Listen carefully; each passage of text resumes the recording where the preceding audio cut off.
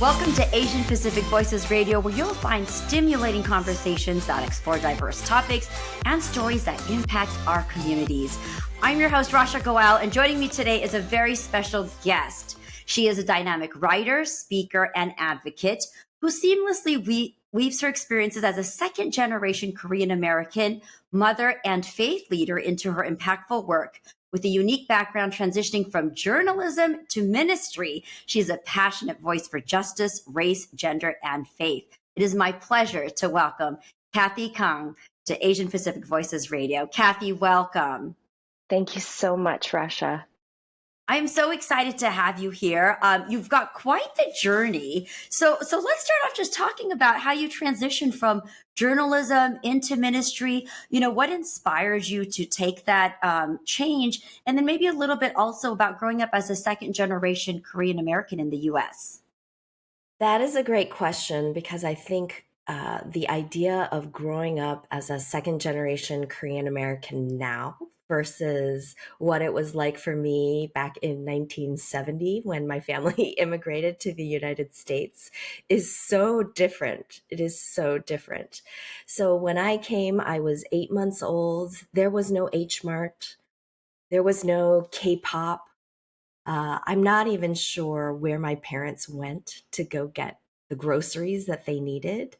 I know that they brought a lot of the spices that they were used to using. So that idea of understanding culture in the broader context has been so different. So for me, it was growing up as one of the few. And when I actually moved to the suburbs, my family was the only family of color at that time. And so growing up as second gen Korean American meant really trying to figure out what it meant to be Korean at home, and then trying to figure out what it meant to be a part of the world around me. I actually don't have a lot of strong memories from my early elementary school years, and I think it has to do with entering kindergarten not speaking English and kind of the trauma of entering into that. And the ESL programs were not equipped for somebody who spoke Korean. And so I just don't have a lot of strong memories, but I will say my first entry and my decision to go into journalism had a lot to do with mentors in high school. And I think it was interesting and fascinating that I chose a field that was in my second language and not in my first. And that over the years, I have lost so much of my first language because of the dominance of my second language. And so I would say that actually has a lot to do with explaining my experience growing up as second generation Korean American at the time that I did, which was I had a very strong sense of what was primary and what was my first, and that eventually kind of was taken over by what would become second, but what would become eventually much more dominant in my life. And so I went into journalism. I think my parents were hoping that I would kind of grow out of that and go Mine are still into... hoping for that. Kathy, Yeah, mine are still hoping for that. You know, it does still come up, but I have said, we have sent all three of my children, their grandchildren, to college. So no, it is not on the table. I am not going to law school. They need to get over that. So journalism was a way to express myself and to tell stories, not only my own, but the stories of other people. And I really loved that. And then as I continued writing, I found that that was a way to find my own voice. So it was challenging to find my voice as kind of a person out front. My leadership was going to be taken in different ways. So my physical presence was a challenge to the understanding of what leadership could look like. But I found in writing, I could find my distinct voice, and I could craft that in private. And I loved that aspect of it. And then the leap and the shift into ministry is actually more of a straight line than it looks like on paper. So in college, I was a part of an Asian American ministry on campus at my undergraduate school. And I had been asked to think about coming on to ministry right away. And I said, no, I can't because I have a full-time job offer during a time in history where people weren't getting full-time job offers.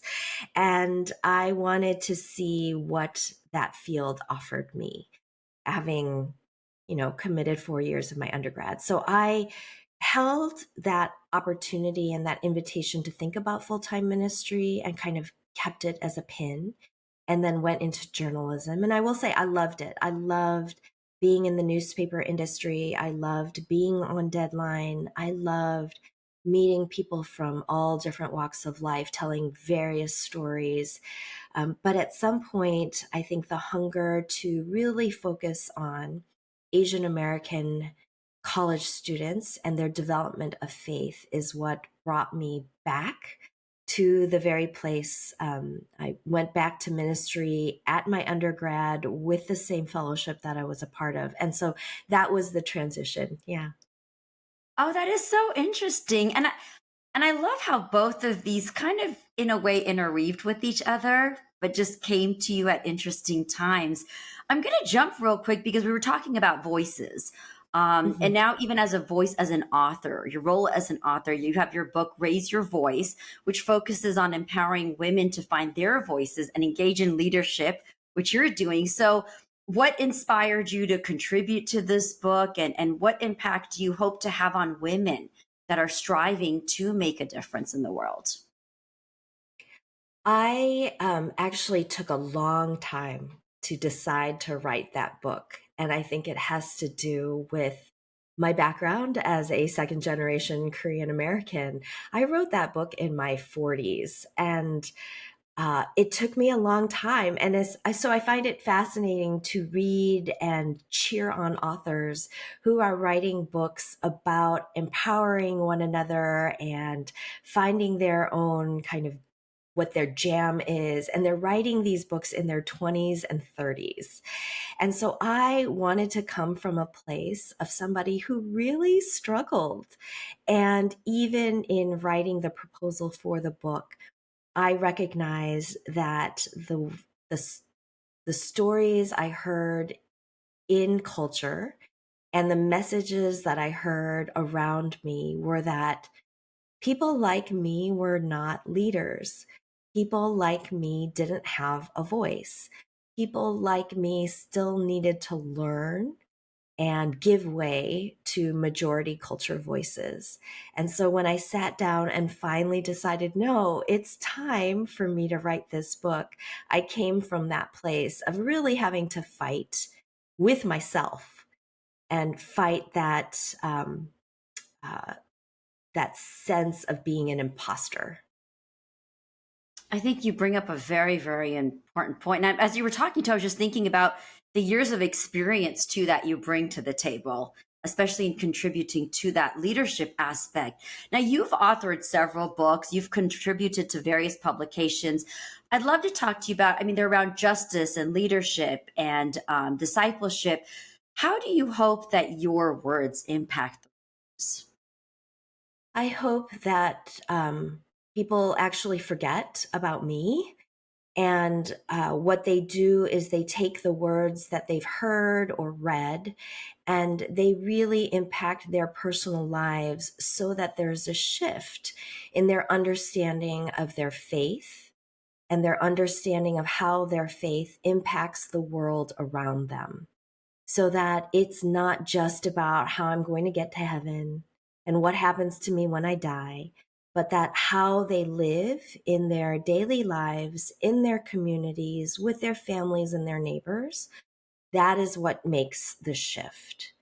I don't care about whether or not my book is highlighted or they remember, oh, it was this book that Kathy Khang wrote. I don't care. That doesn't really matter to me. I just hope that the things that they've read or heard me say make them take a pause, maybe question the way they've understood their faith, and then offer up an invitation to make some changes, to care a little bit more about what's happening in the world around them, and not just broadly out there, but in their neighborhoods, in their schools, in their communities, and to think, what does it look like to make an impact because of my faith? That my faith is what compels me to get engaged. So, Kathy, on that note, I'd love to ask you, how has faith impacted you throughout your journey? Yeah, so I tell people that my activism, my advocacy is all because of my faith. And, full disclosure, being a Christian now raises a lot of eyebrows. People want to know what kind of Christian. What does that mean? Because, how shall I put it? The politics around faith have become divisions, not just in the world around us, but even between neighbors, between friends, between families. And so I'm cautious as I enter into that, but proudly and very clearly understand that it is my faith that compels me to care deeply about justice, that it is my faith in God and in Jesus that compels me to say, oh, yeah, this thing, that's racist. That's a problem. And that's something that I need to get engaged in and to help correct. And so my faith doesn't allow me to stay on the sidelines. It's actually what pushes me into the game. You bring up a very interesting point, especially mentioning racism amongst that. I can imagine in facilitating these conversations around race and reconciliation could be challenging. So, how would you say, how do you navigate these sometimes difficult conversations to have and then to help foster an understanding amongst individuals that have diverse perspectives? Sure. So I like to remind folks that we didn't land in our beliefs just because, right? There were people who influenced us as well as questions that we asked. And so I like to really invite, especially other Christians and people of faith, what kind of questions feel unsafe and why do they feel unsafe? Because when we enter into these really hot topics and potentially divisive topics, politics, right? That's a hot topic. It can be one that people choose not to engage. And I totally understand why, because it can feel like you're just never going to win. And so, even that perspective, I invite people to say, this isn't a conversation that we're trying to win. This isn't a way of winning points or people for our team. And that is a challenge for some of us who grew up in certain Christian circles, because that is how we approached our faith. It was to win people over onto our side. And so I approach it as, what are the questions that we asked or we were asked that invited us into our faith? What are the questions that we ask of ourselves or have been asked of us that invite us into a deeper faith? So take those similar questions and enter into those conversations that can be really challenging, really divisive, and really hard, because I hope that we understand our entry into faith is not an easy one. It's not an easy one to walk daily in faith. And so, how do we approach those differences that are very important, that are life changing and life threatening? I mean, racism on some level, on any level, really is dangerous. It is life threatening.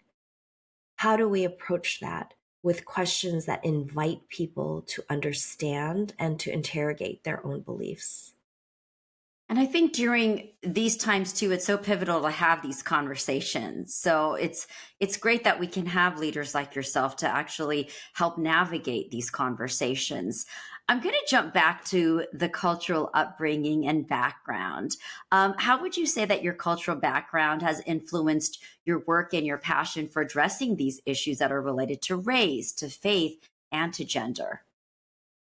It is interesting. I will say that my parents are always a little concerned at how public I am with the things that I am most passionate about. And I remind them that it is their teaching and their support that made me so passionate about these things.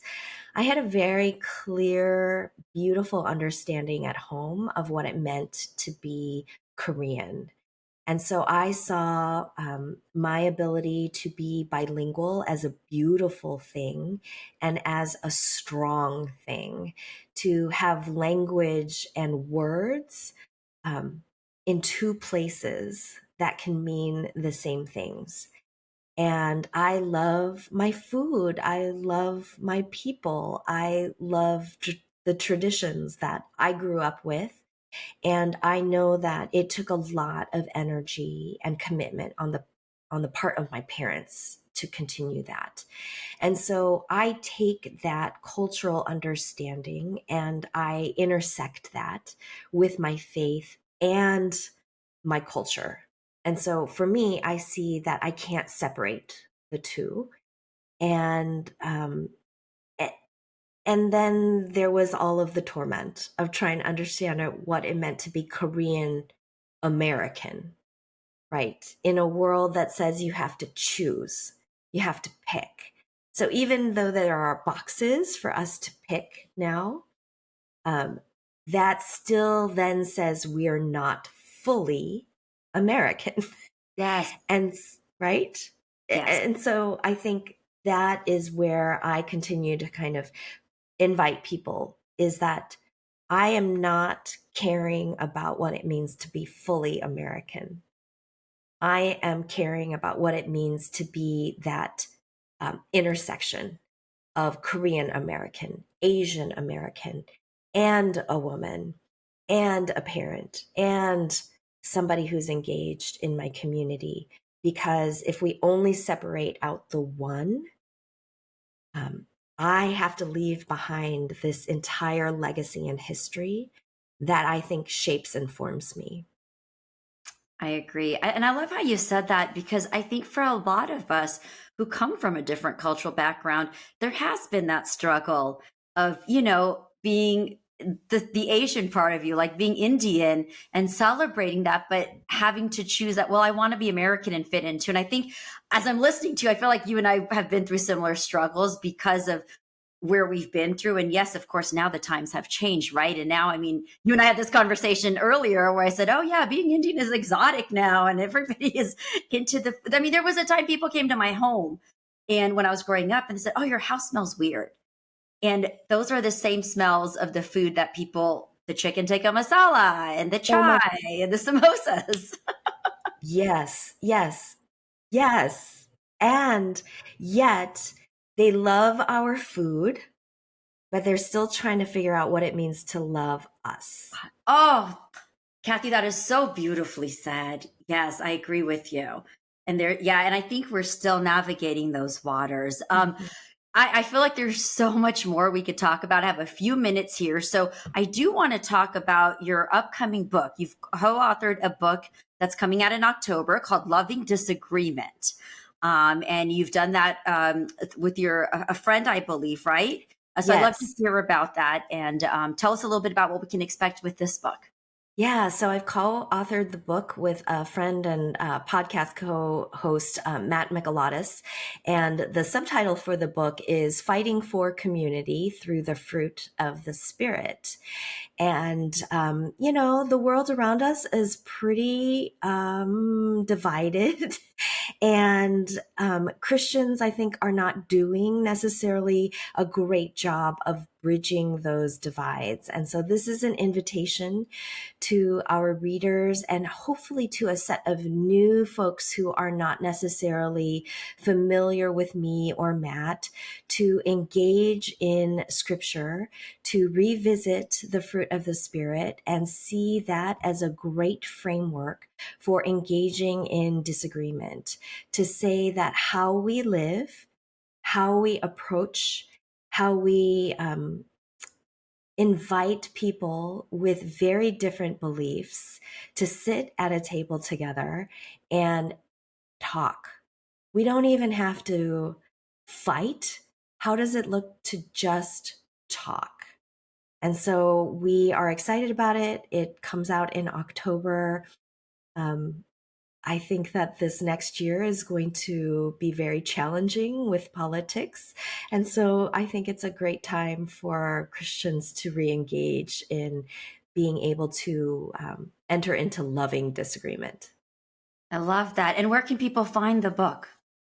So it is online for pre-sale everywhere where books are sold, including, that big space with the big billionaire who sells lots of books online. So you can go. I love how you say that. You can go online and Google Loving Disagreement, Kathy Khang, and it will pop up and you can choose to purchase that book or go to your local independently owned bookstore and ask them to pre-order that for you.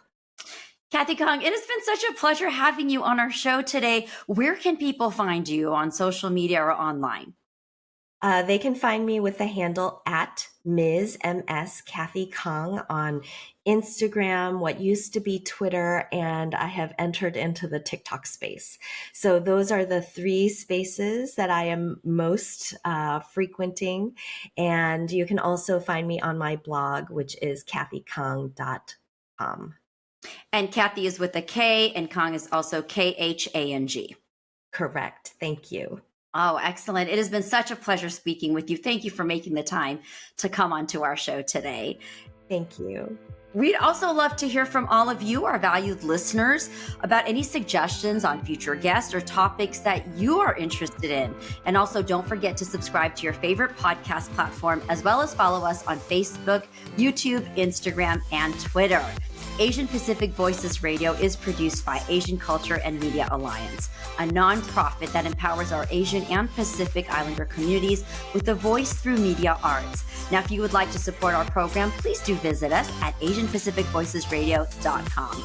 I'm Rasha Goel, and once again, it has been such a pleasure tuning in with all of you. I thank you for listening. Please do join us next week for another exciting and thought-provoking Asian Pacific Voices radio show. Take care until then, everyone.